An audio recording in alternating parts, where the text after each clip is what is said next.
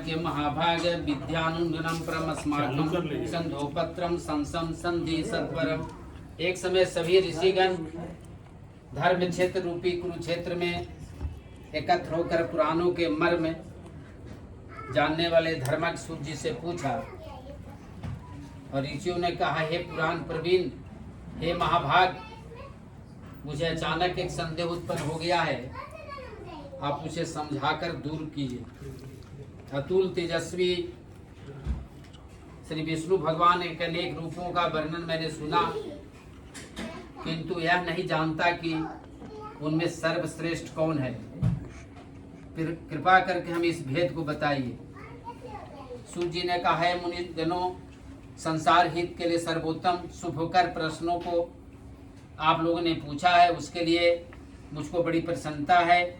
हे तपोधनो, जगतपुज जगतपति श्री विष्णु भगवान के अनेक रूप हैं, उनमें सर्वश्रेष्ठ रूप को आदर पूर्वक सुनिए, जिनके स्मरण मात्र से बड़े बड़े पापी जन भी पाप मुक्त हुए, इसमें कुछ भी संदेह नहीं है।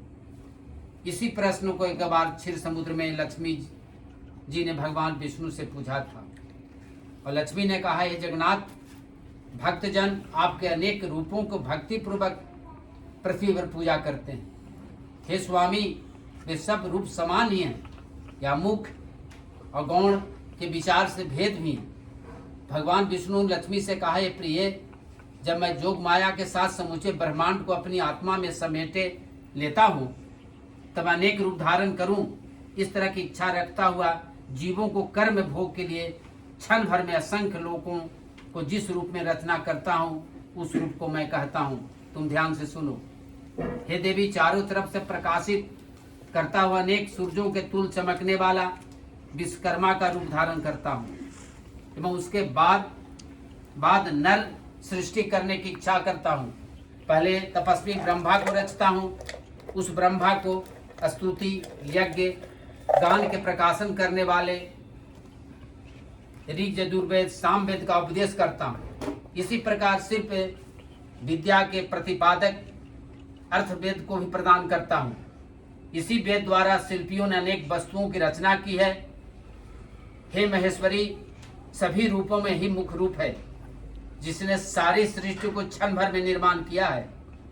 जो मनुष्य इस अद्भुत रूप को क्षण भर भी ध्यान करता है, उसका सभी विघ्न नाश हो जाता है।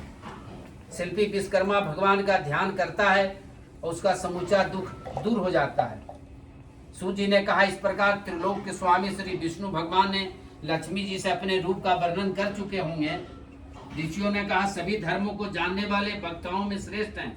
महात्मा सूत जी, अद्भुत रहस्य को आपने कैसे जाना? कैसे संसार में रूप पूज हुआ और संसार में प्रचलित हुआ? महर्षियों को उत्तर में सूत जी ने कहा कि हे मुनिगण, जिस प्रकार से देश के कल्याणकारक समाचार को मैंने सुना, उसे सुनिए। महर्षि अंगिरा नाम के एक ऋषि थे। वो हिमालय पर्वत के निकट गंगा तट पर बैठकर तपस्या किया करते थे। वर्षा काल में बाहर बैठकर, जाड़े के दिन में ठंडे जल में, और गर्मी के दिन में धूप में बैठकर तपस्या करते थे। किंतु फिर भी उनके चित्त में शांति न मिली। वे प्यासे मृग के समान दौड़ने लगे। उस समय एकाएक आकाशवाणी हो कि हे तपोधन, तुम लक्ष्य से भ्रष्ट होकर बेकार श्रम कर रहे हो। जैसे निशान से चुका हुआ बाण लक्ष्य को नहीं काट सकता, वही दशा तुम्हारी हो रही है और लोक में उपहास हो रहा है। उत्पत्ति और संहार करने वाले, संसार में विख्यात, अभीष्ट फल देने वाले, महातेजस्वी, जिनके 5 मुख और 10 हाथ हैं, सरस्वती महारानी, लक्ष्मी से पूजित भगवान विश्वकर्मा की तुम पूजा और ध्यान करो। हेलो हेलो इस रूप में स्वयं विष्णु भगवान ने क्षीर सागर में मुझसे कहा था, जिसके ध्यान से आज भी शरीर रोमांचित हो जाता है। अमावस्या तिथि को सभी कार्य छोड़ करके विधि पूर्वक पूजा करो।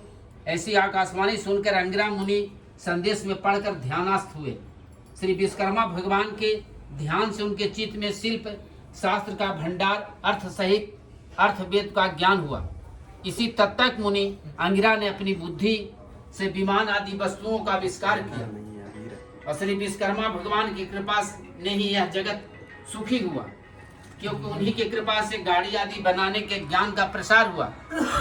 तभी से विश्वकर्मा भगवान का रूप संसार में प्रसिद्ध हुआ और परंपरा क्रम से यह कथा मुझे मालूम हुई। हेलो, हाँ, थोड़ा देर है।